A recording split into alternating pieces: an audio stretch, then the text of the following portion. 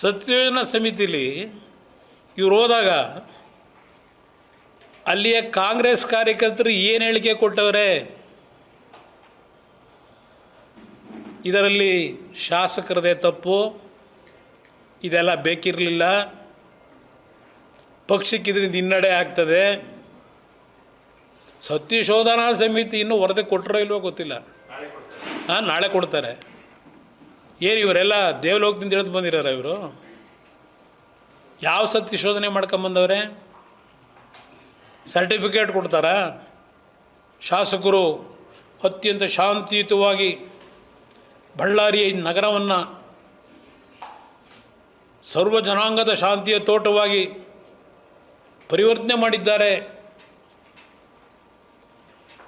ಈ ಸರ್ಟಿಫಿಕೇಟ್ ಕೊಡ್ತೀರಾ? ಈ ಸರ್ಟಿಫಿಕೇಟ್ ಸತ್ಯಶೋಧನಾ ಸಮಿತಿ ಕಾಂಗ್ರೆಸ್ನ ನಿಯೋಗದಿಂದ ತಗೊಂಡು ಯಾವ CID ಎನ್ಕ್ವೈರಿ ಮಾಡ್ತೀರಿ? ಈಗ ಅವರೀಗ ಸರ್ಟಿಫಿಕೇಟ್ ಕೊಟ್ಟರೆ ಇಲ್ಲಿ ಸಿದ್ದರಾಮಯ್ಯನವರೇ ದೇವರಾಜ ಅರಸು ದಾಖಲೆ ಮುರಿತಾ ಇದ್ದೀರಿ. ನಿಮಗೆ ಒಂದು ನೆನಪಿಸ್ಕೊಡ್ತೇನೆ. ಇದೇ ಹಿಂದಿನ ಮುಖ್ಯಮಂತ್ರಿಯಾಗಿ 2017 ಕಲ್ಲಪ್ಪ ಅಂಡಿಬಾಗ್ ಏನು ಅಹಿಂದ ನಾಯಕರು ಇವರು, ಪ್ರತಿ ಜಿಲ್ಲೆ ಒಳಗೆ ಅಹಿಂದ ಸಮಾವೇಶ ಈಗ ಮಾಡ್ತಾರಂತೆ. ಈಗ ಅಹಿಂದ ಸಮಾವೇಶ. ಕಲ್ಲಪ್ಪ ಬಂಡಿಬಾಗ್ ಒಬ್ಬ ಸಾಮಾನ್ಯ ಹಳ್ಳಿಯ ಸ್ಕೂಲ್ ಮಾಸ್ಟ್ರ್ ಮಗ. ಅವ್ರ ಮನೆಗೆ ಹೋಗಿ ನೋಡಿದ್ರೆ ಸಗಣಿ ಸಾರಿಸವ್ರೆ ಫ್ಲೋರ್ಗೆ. ಒಂದು ಸಣ್ಣ ಗುಡಿಸ್ಲಲ್ಲಿ ಜೀವನ ಮಾಡ್ತಾ ಇದ್ದಂಥವ್ರು. ಚಿಕ್ಕಮಂಗ್ಳೂರಿನಲ್ಲಿ DYSP. ಇದೇ ನೀವು ಮುಖ್ಯಮಂತ್ರಿಯಾಗಿ ಯಾವ ಅಹಿಂದ ಉಳಿಸ್ತಕ್ಕಂಥ ಮಹಾನ್ ರಕ್ಷಕರು ಬೆಳೆಸಿರೋರು ನೀವು ಅಹಿಂದನ ನಿಮ್ಮ ಕುರ್ಚಿ ಉಳಿಸ್ಕೊಳ್ಳೋಕ್ಕೆ. ಯಾವ ಅಹಿಂದ ಬೆಳೆಸಿದಿರೋ ದೇವರೇ ಕಾಪಾಡಬೇಕು. ಕಲ್ಲಪ್ಪ ಅಂಡಿಬಾಗು ಸೂಸೈಡ್ ಯಾಕೆ ಮಾಡ್ಕೊಂಡ? ಪ್ರಾಮಾಣಿಕ ಒಬ್ಬ ಅಧಿಕಾರಿ ನಿಮ್ಮ ಸರ್ಕಾರದಲ್ಲಿ, ಇದೇ ಅಹಿಂದ ಸಮಾಜಕ್ಕೆ ಸೇರಿದಂಥವನು, ಕುರುಬ ಸಮಾಜದವನು, ನೀವು ಮುಖ್ಯಮಂತ್ರಿ, ಸೂಸೈಡ್ ಮಾಡ್ಕೊಂಡ. ಅವತ್ತು ಧ್ವನಿಯಾಗಿ ಕೆಲಸ ಮಾಡಿದ್ದು ಜನತಾದಳ. ಇದೇ ಕುಮಾರಸ್ವಾಮಿ ಹೋಗಿ ಆ ಕುಟುಂಬಕ್ಕೆ ಏನು ಅನ್ಯಾಯ ಆಗಿದೆ ಅಂತಕ್ಕಂಥದ್ದನ್ನು ಈ ಸರ್ಕಾರದ ಕಣ್ ತೆರೆಸಿದಂಥದ್ದು ವಿಧಾನಸಭೆ ಒಳಗೆ ಇದೇ ಕುಮಾರಸ್ವಾಮಿ. ಈಗ ಈ ಯಾರೋ ಮೊನ್ನೆ ನಜ್ಜೂರು ಸಸ್ಪೆಂಡ್ ಮಾಡಿದ್ದೀರಲ್ಲ, ಅದೊಂದು ದೊಡ್ಡ ಕತೆ. ಅದು ಏನು ವದಂತಿ ಅಂತಾರೆ. ಇಲ್ಲ ಅದು ಯಾವುದೋ ಫಾರಮ್ ಹೌಸಲ್ಲಿ ಸೂಸೈಡ್ ಮಾಡ್ಕೊಳ್ಳೋಕೆ ಹೋಗಿದ್ದ ಅಂತ ಒಂದು ಕಡೆ ಹೇಳ್ತಾರೆ. ಪಾಪ ನಮ್ಮ ಹೋಮ್ ಮಿನಿಸ್ಟರ್ ಹೇಳ್ತಾರೆ, ಇಲ್ಲ ಸೂಸೈಡ್ದೆಲ್ಲ ನನ್ನ ಗಮನಕ್ಕೆ ಬಂದಿಲ್ಲ, ಸ್ವಲ್ಪ ಡಿಪ್ರೆಷನ್ಗೆ ಒಳಗಾಗಿದ್ದ. ಡಿಪ್ರೆಷನ್ ಒಳಗಾಗಿ ಹಿಂದೆ ಬರೆದಿದ್ದಾರೆ, ಕೆಲವು ಪತ್ರಿಕೆಯಲ್ಲಿ ಬರೆದಿದ್ದೀರಿ. ಡಿಪ್ರೆಷನ್ಗೆ ಹೋಗಿದ್ದಂತೆ. ಡಿಪ್ರೆಷನ್ಗೆ ಹೋಗಿ ಏನು ಮಾಡ್ಕೊಂಡಿದ್ದ ಅಂತ ಹೇಳ್ಬೇಕಲ್ಲ. ಮುಂದುವರೆದ ಭಾಗನ ಹೋಮ್ ಮಿನಿಸ್ಟ್ರು ತುಮಕೂರು SP ಯಾಕೆ ಕಳಿಸಿದ್ದೀರಿ ಫಾರಮ್ ಹೌಸ್ಗೆ? ಏನೋ ಪಾಪ ದುಃಖಮ್ಮನಿಗೆ ಹೋಗಿ ಬೆಳಗ್ಗೆ ಪೂಜೆ ಮಾಡಿ ಬಂದಿದ್ದಲ್ಲ SP, ಅದರಿಂದ ದೇವ್ರು ಉಳಿಸಿರ್ಬೇಕು ಅವನ್ನಷ್ಟೇ. ಇದು ಸಿದ್ದರಾಮಯ್ಯನವರೇ ನಿಮ್ಮ ಕೊಡುಗೆ. ಇದೆಲ್ಲ ಬರೀತಾರೆ ಇತಿಹಾಸದಲ್ಲಿ ಯಾರಾದರೂ.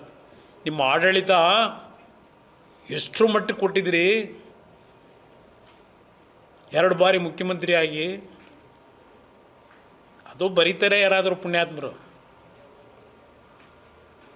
ದೇವರಾಜ ಅರಸಿಗೆ ಹೋಲಿಕೆ ಮಾಡ್ಕೊಳ್ಳೋದಕ್ಕೆ ಏನಿದೆ ನಿಮಗೆ? ಸಮಾಜಗಳನ್ನ ಹೊಡೆದು ನಿಮ್ಮ ವೈಯಕ್ತಿಕವಾದಂಥ ಆಸೆ ಆಕಾಂಕ್ಷೆಗಳಿಗೆ ಯಾವ ರಾಜಕೀಯ ನಡೀತಿದೆ ಅನ್ನೋದು ಗೊತ್ತಿದೆ ನಮಗೆ.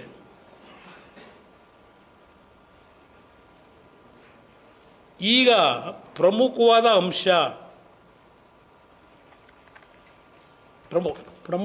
ಅಂಶ ನಾನು ಈ ಸರ್ಕಾರಕ್ಕೆ ಕೇಳಲಿಕ್ಕೆ ಬಯಸ್ತೀನಿ. ಎಷ್ಟು ಬಾರಿ ಶವ ಪರೀಕ್ಷೆಯನ್ನು ಮಾಡಿದ್ದೀರಿ. ಮೊದಲನೇ ಶವ ಪರೀಕ್ಷೆ ಮಾಡಿದಾಗ ಪೋಸ್ಟ್ ಮಾರ್ಟಮು ಏನು ವರದಿ ಬಂತು?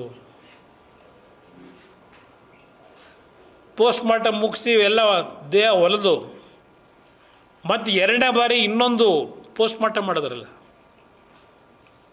ಆಗೇನು ವರದಿ ಕೊಟ್ಟರು? ಎರಡನೇ ಬಾರಿ ನೀವು ಪೋಸ್ಟ್ ಮಾರ್ಟಮ್ ಮಾಡಿದಾಗ ಯಾರು ಎರಡನೇ ಬಾರಿ ಪೋಸ್ಟ್ ಮಾರ್ಟಮ್ ಆಗಬೇಕು ಅಂತ ಒತ್ತಾಯ ಹಾಕಿದವರು? ಇಲ್ಲಿರ್ತಕ್ಕಂಥ ಪ್ರಶ್ನೆ ಇಲ್ಲಿ ಪ್ರಮುಖವಾಗಿ ಮಾಧ್ಯಮದ ಸ್ನೇಹಿತರು ಅರ್ಥ ಮಾಡ್ಕೋಬೇಕೀಗ, ಈ ನಾಡಿನ ಜನ ಅರ್ಥ ಮಾಡ್ಕೋಬೇಕು. ಎರಡನೇ ಬಾರಿ ಪೋಸ್ಟ್ ಮಾರ್ಟಮ್ ಮಾಡಿದ್ರಲ್ಲ, ಯಾರಿಂದ ಪರ್ಮಿಷನ್ ತಗೊಂಡ್ರಿ? ಯಾರನ್ನು ಮೆಚ್ಚಿಸ್ಲಿಕ್ಕೆ ಎರಡನೇ ಬಾರಿ ನೀವು ಪೋಸ್ಟ್ ಮಾರ್ಟಮ್ಗೆ ಆದೇಶ ಮಾಡಿದ್ರಿ? ಯಾರು ಆದೇಶ ಮಾಡಿದವರು? ಎರಡನೇ ಬಾರಿ ಪೋಸ್ಟ್ ಮಾರ್ಟಮ್ನಲ್ಲಿ ಏನು ಬಂತು? ಮೊದಲನೇ ಬಾರಿ ಏನು ಬಂದಿತ್ತು? ದಯವಿಟ್ಟು ಸತ್ಯ ಹೇಳಿ, ಏಕೆಂದರೆ ಸತ್ಯವನ್ನಲ್ಲದೆ ಬೇರೆವೇನೂ ಹೇಳುವುದಿಲ್ಲ. ದೊಡ್ಡ ದೊಡ್ಡ ಅಡ್ವರ್ಟೈಸ್ಮೆಂಟ್ ಪ್ರತಿನಿತ್ಯ ನೋಡಿದ್ದೀನಿ ಮುಖ್ಯಮಂತ್ರಿಗಳು, ಸತ್ಯವನ್ನಲ್ಲದೆ ಇನ್ನೇನು ಹೇಳಲ್ಲ. BJP ಪಕ್ಷದವರು ಬರೀ ಸುಳ್ಳೇ ಹೇಳ್ತಾರೆ, ನಾನು ಮಾತ್ರ ಸತ್ಯ ಹೇಳ್ತೇನೆ. ಈ ಎರಡು ಪೋಸ್ಟ್ ಮಾರ್ಟಮ್ ರಿಪೋರ್ಟ್ ಏನಿದೆ, ಒಂದು ಬಾರಿ ಪೋಸ್ಟ್ ಮಾರ್ಟಮ್ ಮಾಡಿದ ಮೇಲೆ ಎರಡನೇ ಬಾರಿ ಪೋಸ್ಟ್ ಮಾರ್ಟಮ್ ಮಾಡಲಿಕ್ಕೆ ಕಾರಣ ಏನು? ಯಾರು ಒತ್ತಡ ಹಾಕಿದ್ರು? ಈಗ ಪೋಸ್ಟ್ ಮಾರ್ಟಮ್ನಲ್ಲಿ ಬಂದಿರೋ ಮಾಹಿತಿ ಏನು? ಮೊದಲನೇ ಪೋಸ್ಟ್ ಮಾರ್ಟಮ್ನಲ್ಲಿ ಏನೂ ಇಲ್ಲ, ಏನೋ ಒಂಚೂರು ಸಣ್ಣ ಪುಟ್ಟ ತುಂಡಿತ್ತು ಅಂತ ಹೇಳ್ತಾರೆ. ಯಾವ ತುಂಡಿತ್ತೋ ಗೊತ್ತಿಲ್ಲ. ಎರಡನೇ ಪೋಸ್ಟ್ ಮಾರ್ಟಮ್ನ ಮಾಡಲೇಬೇಕು ಅಂತೇಳಿ ಒತ್ತಾಯ ಮಾಡಿಸಿದ್ರಲ್ಲ, ಅದಕ್ಕೆ ಕಾರಣ ಇವ್ರುಗಳ ತಲೆ ಒಳಗೆ ಇದೆಲ್ಲ ಹೇಳಿದ್ರಲ್ಲ, ಕಂಪ್ಲೇಂಟ್ ಕೊಟ್ಟವರಲ್ಲ, ಜನಾರ್ದನ್ ರೆಡ್ಡಿನ ಗುಂಡಾರಿಸಿ ರಾಜಶೇಖರನ ಸಾಯಿಸಿದ್ದು, ಬೇರೆಯವ್ರಿಗೂ ಇದೇ ಗತಿ ಮಾಡ್ತೀನಿ ಅಂತ ಅಂದ್ಬಿಟ್ಟು ಜನಾರ್ದನ್ ರೆಡ್ಡಿ ಹೇಳಿದ್ರು ಅಂತೇಳಿ ಒಂದು ಕಂಪ್ಲೇಂಟ್ ತಗೊಂಡಿದ್ದೀರಲ್ಲ, ಅದನ್ನು ಸತ್ಯ ಮಾಡೋದಕ್ಕೆ ಎರಡನೇ ಪೋಸ್ಟ್ ಮಾರ್ಟಮ್ ಮಾಡಿ ಅಂತ ಹೇಳಿ ಯಾರು ನಿಮ್ಗೆ ಒತ್ತಾಯ ಆಗ್ದವರು? ಏನು ಸೂರ್ಯನ ಬೆಳಕು ಬಿದ್ದು ಬಿಡ್ತಾ ಎರಡನೇ ಪೋಸ್ಟ್ ಮಾರ್ಟಮಲ್ಲಿ? ಮೊದಲನೇ ಪೋಸ್ಟ್ ಮಾರ್ಟಮ್ನಲ್ಲಿ ಗುಂಡು ತೆಗಿಲಿಲ್ಲ, ಎರಡನೇ ಪೋಸ್ಟ್ ಮಾರ್ಟಮ್ನಲ್ಲಿ ಒಂದು ಸಿಕ್ತು ಗುಂಡು.